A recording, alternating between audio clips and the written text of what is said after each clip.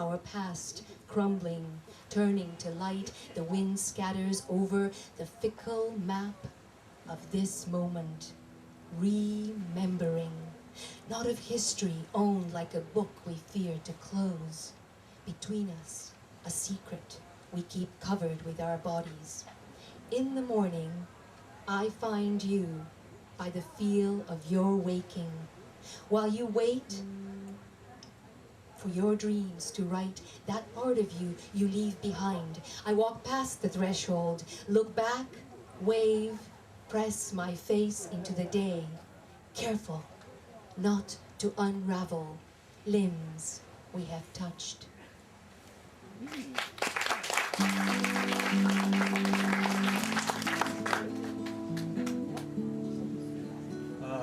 Leaving home and family to work up north or to go work out in Alberta is an old story in this part of the Canadian West that we live in, although it's hard to think of this as the Wild West.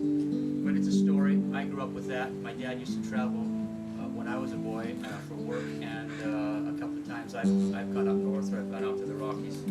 This is a poem called Chinook. That's that warm wind that blows down in the wintertime. And it's from a suite of poems called the Calgary Suite. The snows have melted on Prince Island. Canvas backs mottled the beaver marsh. The stepping stones across the creek are wet again, and the secrets I meant to tell you now are immaterial. Whispers are better graced with patience. The snow will fall again. Along the river pathways, the marsh is alive with sound this November Saturday. The dull world wakened. Beneath the swing bridge over the bow, two young lovers tussled by the shore. I watched them with a scholar's smile, walked on, hummed an old melody for hours.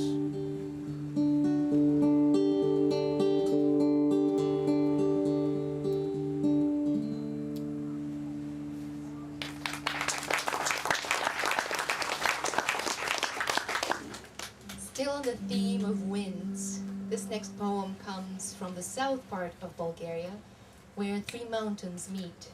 They're called Turlough, Pirin, and Rodopi. And I try to weave a Bulgarian folk song that comes from that part of the country, beginning and ending this poem. It is called Interpreting the Winds.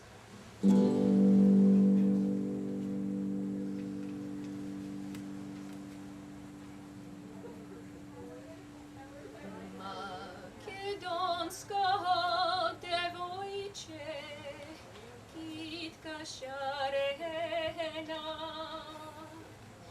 vo gradina rasnalo, dar podarena, dali ima po toj beli svijat, Ojubavo devojče od Makedonče. Nema, neke se rodi. Ojubavo devojče od Makedonče. Here, the three mountains meet. Here their winds come to hold council. They settle down in the valley. A small village hosts their talks. A good friend lives here. On the horizon, the mist insists on erasure. Memory turns, silhouette fades, and in places disappears. A matter of distance, this pilgrimage back, part now, part remembered. Here, the dead are observed with a ritual, a slow procession down winding, narrow lanes, and the weddings are loud and full of dancing. Even cars will stop for the vigorous hurrah weaving through the streets to drums, accordions, and pipes. And if you happen upon a wedding without being invited, they say it is good luck. They say God invited you. Yes, this is the insistent present, but also memory.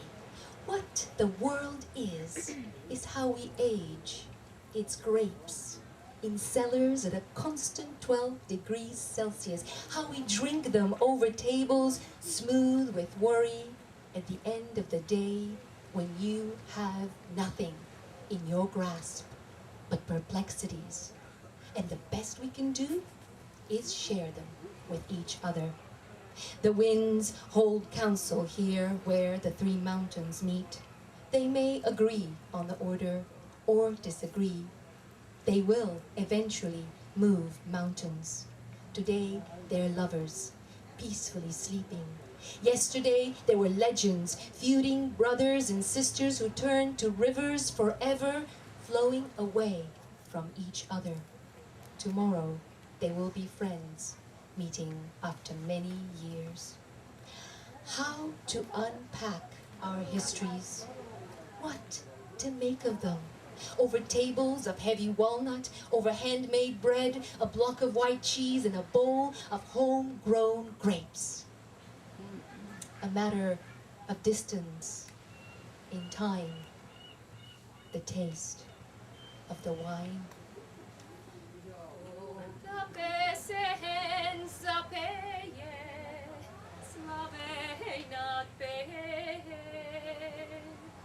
Koga horoza igraj, srce nadigraj, dali ima, po toj bledi świat, wojubawo devojče od Makedonče. Nema,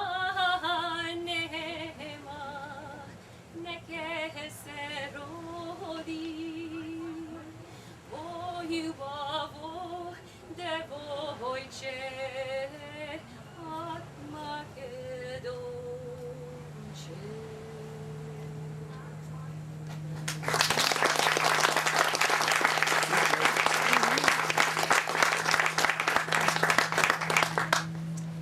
This is a poem from Turlough Carolan from our family. It's from 1725.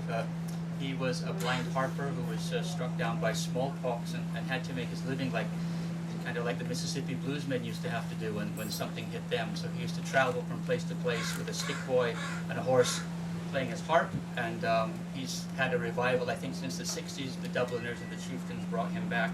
This is a piece of his called Carolan's Receipt by John Stafford. I'm going to read a short piece in Gaelic, and then I'll read in English, and then a second piece in Gaelic again, and I'll bring it back. It's from my mother, Untitled Chapter.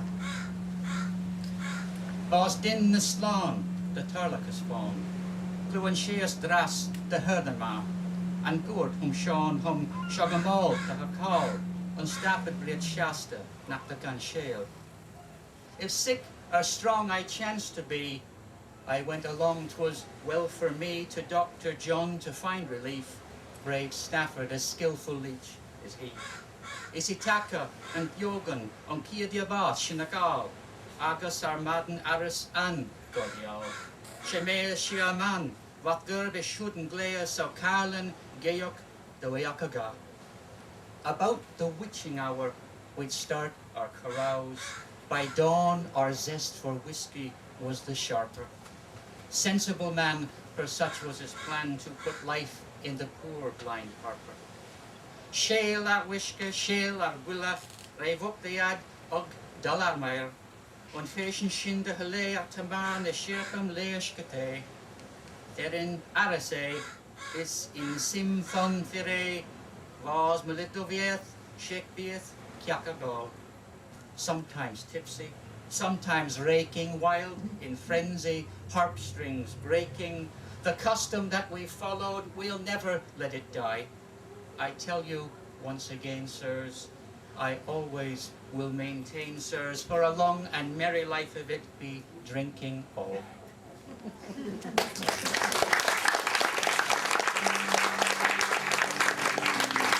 Kind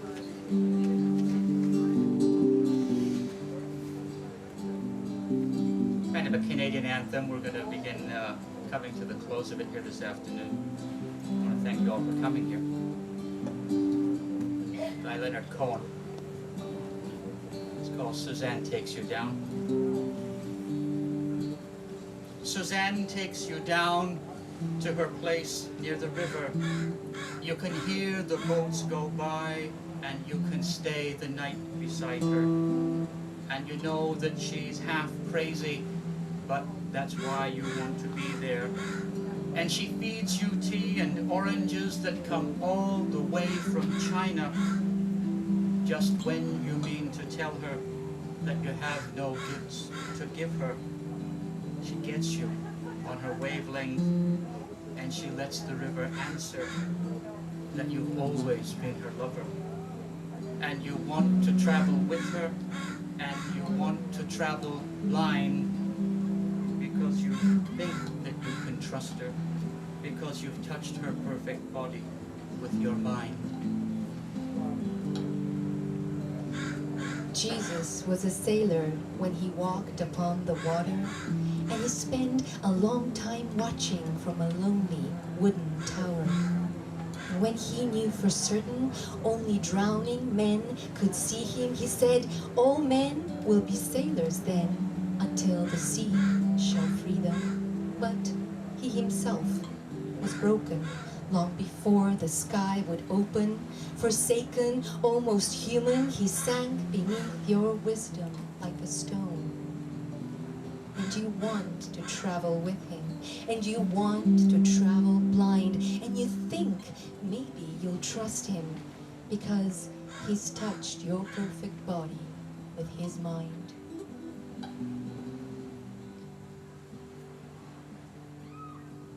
Suzanne takes your hand, and she leads you to the river.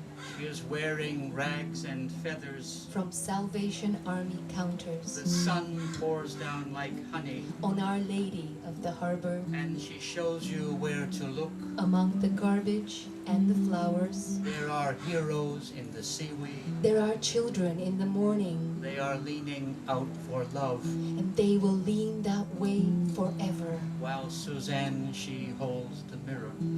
And you want to travel with her. And you want to travel blind. And you're sure that she can find you. Because she's touched her perfect body with your mind.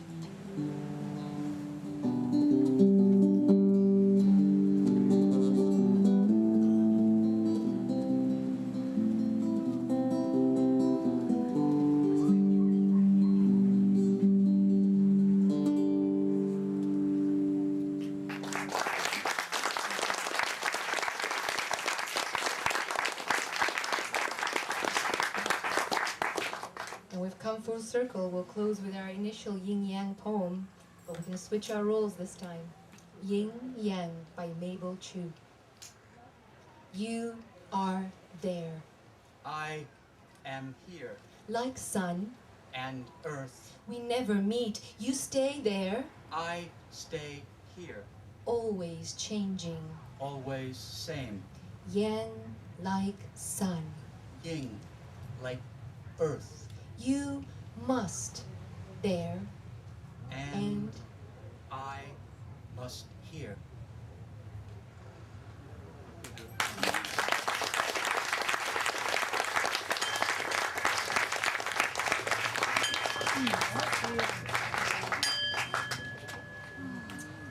Thank you very much for coming. You've been a great audience.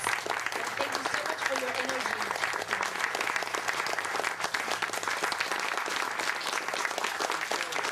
Colleagues, Daniela, Elza, Trevor, Carolan. Thank you again.